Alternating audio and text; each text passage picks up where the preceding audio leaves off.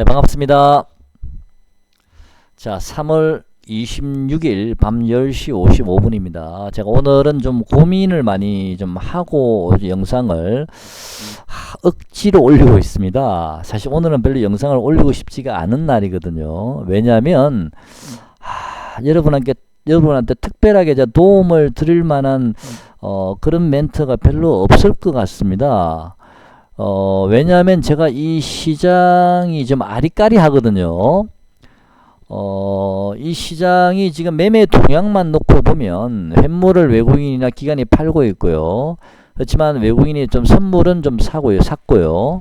또 옵션을 보면은 외국인이 가두리를 만들어 놨고요. 크게 하락하지도 않고 크게 올리지도 않고 가두리를 만들어 놨고,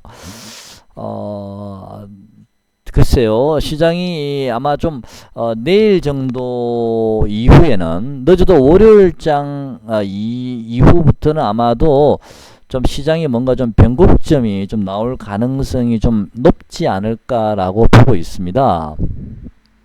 제가 생각하는 변곡점은 내일 정도까지는 코로나 관련주도 좀 일부 종목들은 내일 한번 장중에 좀 반등을 줄 가능성이 있고요.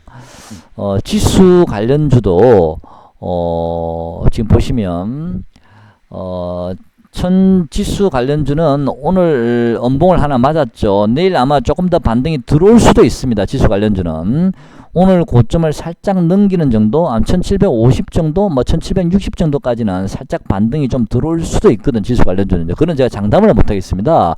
들어올 수도 있고 안 들어올 수 있기 때문에 제가 장담을 못 하겠는데, 만약에 들어온다면 최대치가 1750에서 60 정도까지 보고 있습니다. 만약에 들어온다면요.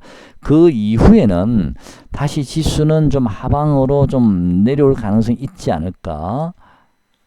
만약에 다시 하방으로 내려온다면 우선은 당장 5일선이나 11선부터 지지가 되겠지만 그 자리가 지지가 안 된다면 저는 다시 한 번 더 쌍바닥을 만들러 내려올 수도 있고요.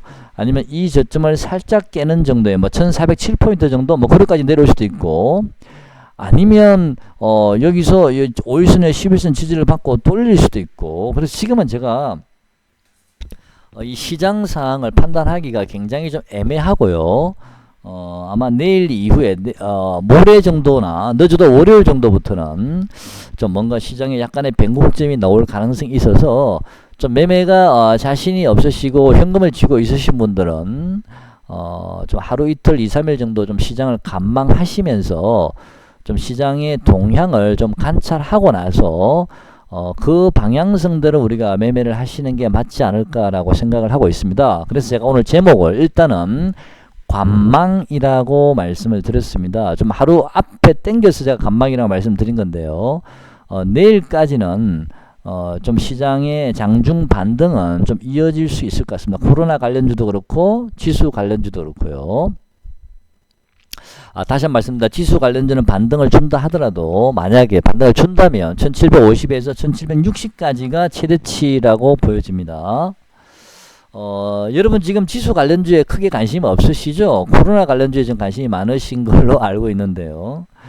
어쨌든 지수 관련주는요, 1750이나 60까지 반등 최대치 많이 준다 하더라도요, 그 정도 이후에는 다시 한번 저는 일단 꺾일 가능성이 높다고 보고 있습니다. 그래서 그 꺾일 때 어느 지점까지 꺾이는지 어디가 바닥이 될지는 우리가 좀 확인이 필요하다는 뜻에서 제가 관망이라고 말씀을 미리 하루 전에 말씀을 드린 겁니다.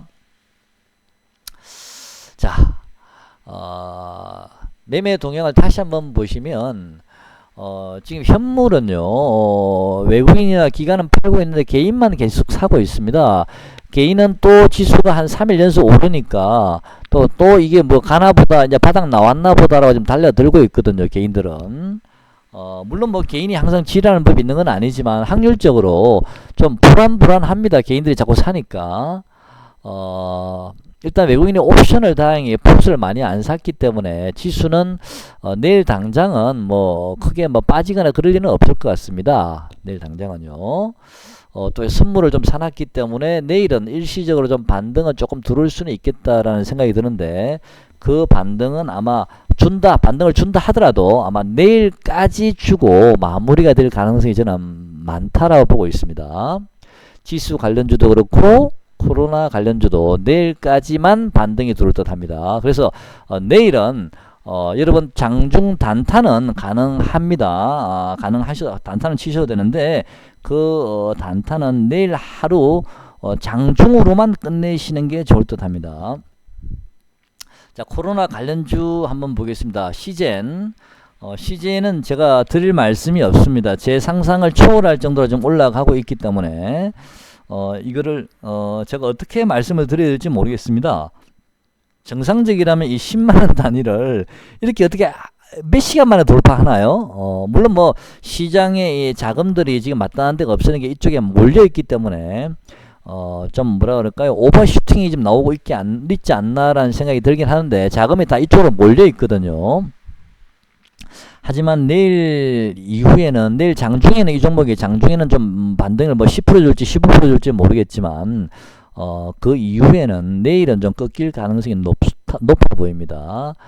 그렇지만 뭐 제가 알 수는 없죠. 세력이 아니니까. 하지만 여러분 신규 진입은 곤란합니다.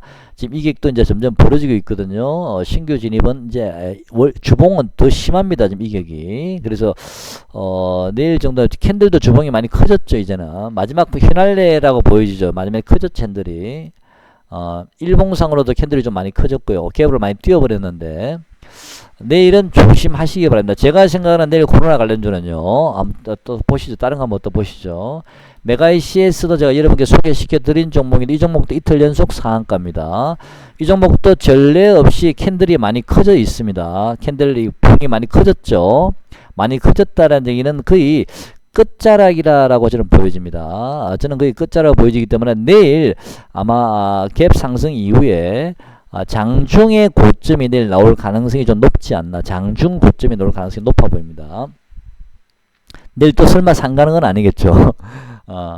그 다음에 신풍제약은 뭐 어제 제가 여러분께 제가 보유하고 있는 종목이라고 말씀을 드리긴 했는데요. 추가 상승은 나올 수 있습니다 라고 제가 그 정도만 드리고 말았는데 이 신풍제약도 단기적으로는 제가 보는 목표가는 일단 14,000원 정도까지 보고 있습니다. 14,000원요. 물론 뭐 14,000원 올지 안 올지 모르겠습니다. 뭐 중간에 13,000원 얼마에 끝날지 그건 제가 잘 모르겠습니다만 어쨌든 저는 일단 14,000원 정도를 목표가로 보고 있고 좀 오버하면 14,000원을 살짝 넘기는 정도, 14,200원 정도, 뭐 그 정도가 저는 단기 반등의 목표가가 되지 않을까라고 보고 있습니다. 그 이후에 신풍제약은 좀 조정이, 뭐 다른 코로나 관련주도 마찬가지일 것 같습니다. 조정이 좀 들어올 듯 하고요. 어디까지 하락할지는 모르겠지만 어느 정도 하락한 이후에는 또 저점이 나오겠죠. 그 자리에서 다시 저점을 해서 신풍제약은 당분간은 이 14,000원, 15,000원을 고점으로 그 다음에 다시 한번 시장 하락한 이후에 그 하락의 저점을 해서 당분간 이런 박스권이 신풍제약은 좀 만들어질 가능성이 있지 않을까. 지금은 그렇게 예상을 하고 있고요. 그 이후에 다시 한 번 더 신풍제약은 좀 방향성을 만들어 가지 않을까. 박스권 이후에. 자, 그런 생각이 듭니다. 위로 갈지 아래로 갈지는 그때 봐야 되겠지만요. 어쨌든 신풍제약의 제 목표가는 일단은 14,000원 전후로 우선 1차로 보고 있습니다. 좀 더 올라가면 14,000원 200원 300원 정도거든요. 그래서 보유하신 분들은 그 자리에서는 한번 잘라 주시는 게 맞지 않을까라고 생각을 하고 있습니다. 왜냐하면 이 일봉상 박스권의 저점이 현재 6천 얼마죠? 6,400원 정도고요. 일봉상 박스권 고점이 제가 요 음봉을 기준으로 잡아봤는데 그게 한 300원 400원 되거든요. 이 폭이 한 4,000원 정도 됩니다. 가격 차이가. 그러면 대략 14,300원 400원 정도가 단기 좀 고점 구간이 되지 않을까. 좀 심하면 뭐 14,700원까지 갈 수 있을지 모르겠지만 최대치가 그렇다는 얘기입니다. 근데 내일 당장 그 최대치까지 갈지 아니면 조금 올랐다가 다시 한번 눌려지고 크게 눌리고 나서 그 다음에 점진적으로 해서 15,000원까지 갈지 그건 제가 잘 모르겠습니다만 일단 저는 이 종목의 최대치는 14,300원에서 15,000원 정도를 일단은 이번 반등의 최대치라고 보고 있습니다. 내일 당장 갈지 아니면 내일은 눌러주고 나서 갈지 그건 모르겠습니다. 그 다음에 아마 신풍제가 15,000원 근처 가게 되면 당분간은 15,000원을 바로 돌파하기는 좀 쉽지 않습니다. 굉장히 아마 아래 위로 굉장히 좀 행보를 많이 해야 될 듯 합니다. 또 15,000원이나 14,000원 가면 한 번 더 급락 넣을 수도 있고요. 네. G는 엑세스바이오도 오늘 사신 분이 많으시죠? 엑세스바이오도 오늘 제가 어제 거래가 좀 실린다면 5,000원 근처까지는 한번 바라볼 수 있지 않을까요? 라고 말씀드렸는데 4,830원 28%까지 올랐습니다. 외국인이 아직 안 팔고 오히려 샀거든요. 근데 이거는 이렇게 되면 이렇게 간다는 얘기인데 잠깐 차트 한번 보겠습니다. 요즘은 코로나 관련주들이 워낙 예상을 초월하니까요. 요 구간을 우리가 요 구간을 하나의 1파 반등 구간을 보고요. 여기가 2차 상승 구간을 보는 게 맞거든요. 그런 다음에 2차 상승을 이제 막 뚫긴 뚫었습니다. 뚫었는데 그렇게 되면 요 폭만큼 올라갈 수도 있다는 얘기인데 그러면 적어도 3,000원, 4,300원, 5,300원, 5,500원까지는 충분히 갈 수 있다는 얘기가 나오거든요. 폭만큼 간다면. 근데 그거는 아무도 알 수 없습니다. 여기서는 2,000원에서 3,000원까지 갔고요. 3,000원에서 4,000원, 4,300원 갔고 그러면 5,300원, 5,000원 정도. 그래서 제가 좀 넉넉하게 한 5,000원 정도 오면 한번 정리하자라고 말씀을 드린 건데 어쨌든 좀 부담스러운 자리는 맞습니다. 그래서 오늘 매도하신 분들이 상당히 많으실 텐데요.